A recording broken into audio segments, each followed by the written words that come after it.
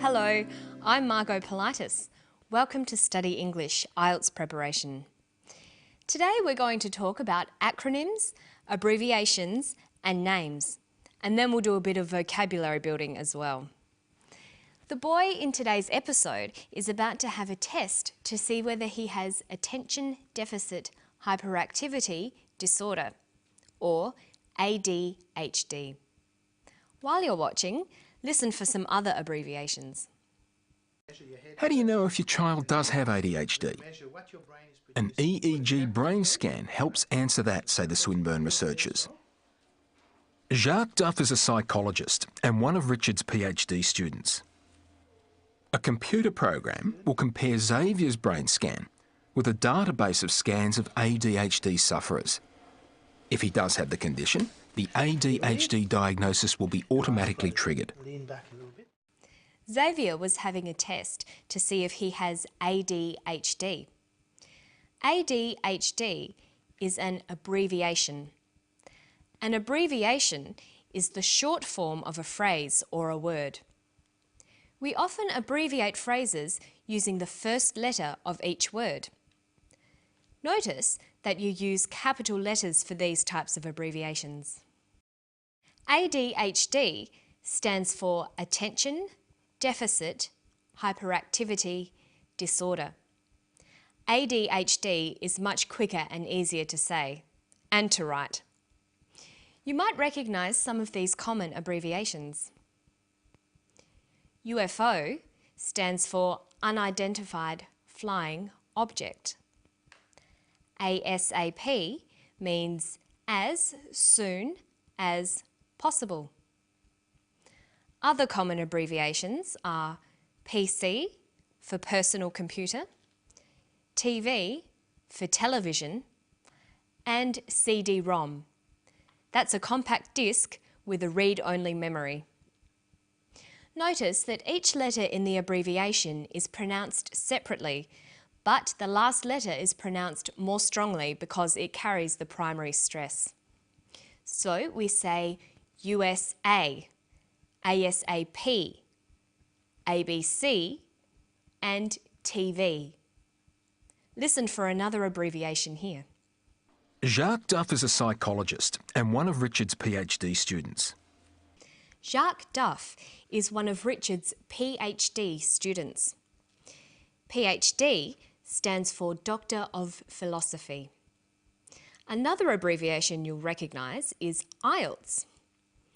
IELTS stands for International English Language Testing System.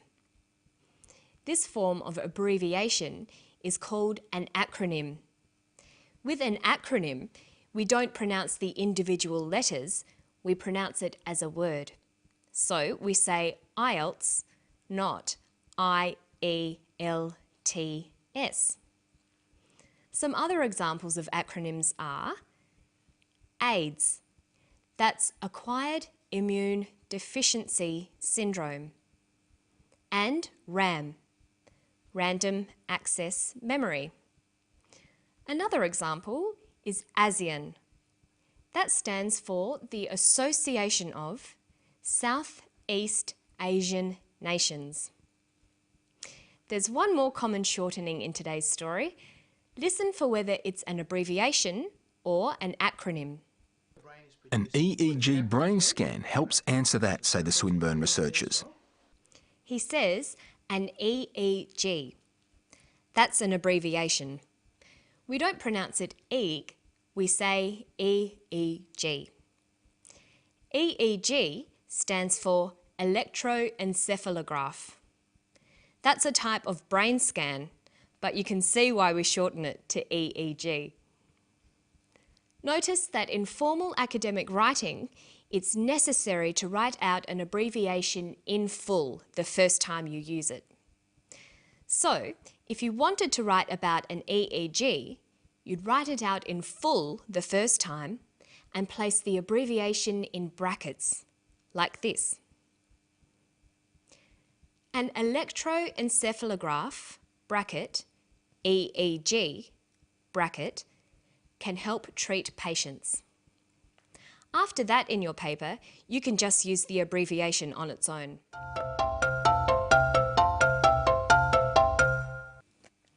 Okay, so let's listen to the clip again, but this time listen for words to do with universities.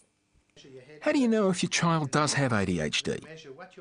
An EEG brain scan helps answer that, say the Swinburne researchers. Jacques Duff is a psychologist and one of Richard's PhD students.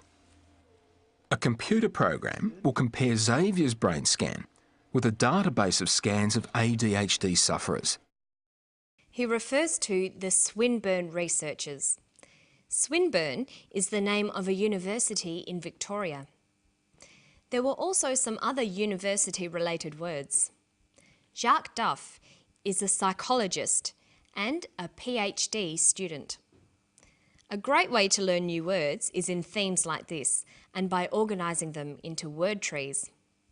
Let's look at university words. Students might study for a diploma, a bachelor degree, an honours degree, a master's degree, or a PhD. Jacques Duff is a PhD student, so that's where he fits into this tree. There are a number of different people and places mentioned in today's story. We don't see them all, but we hear their names. Listen for the names in this clip. An EEG brain scan helps answer that, say the Swinburne researchers. Jacques Duff is a psychologist and one of Richard's PhD students. A computer program will compare Xavier's brain scan with a database of scans of ADHD sufferers. The people he mentions are Jacques Duff, Richard, and Xavier. If someone has an uncommon name, people will often ask how their name is spelt. For example, Xavier is an uncommon name in Australia. So if I met Xavier, I might ask him, how do you spell your name? So it's a good idea to get used to spelling out your name.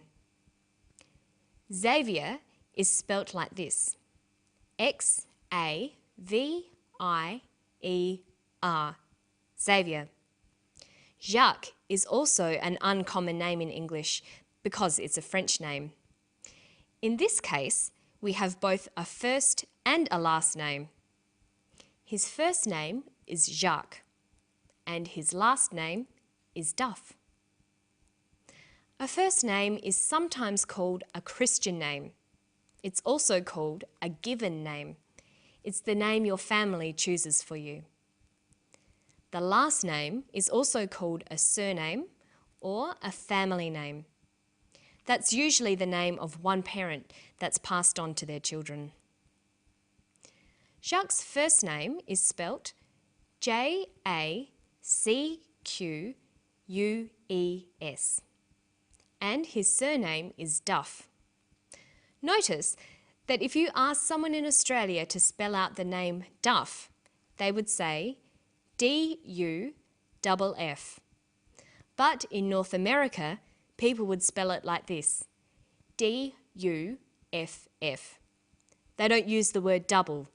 They say the letter twice instead. So if we asked Jacques Duff to spell out his surname, he would say D-U-F-F. Or he might say D-U-F-F. You'll need to be familiar with both ways of spelling out double letters. You should also make sure you know exactly how to spell out your own name in English. That's all for today. I'm Margot Politis. That's M-A-R-G-O-T-P-O-L-I-T-I-S. See you next time.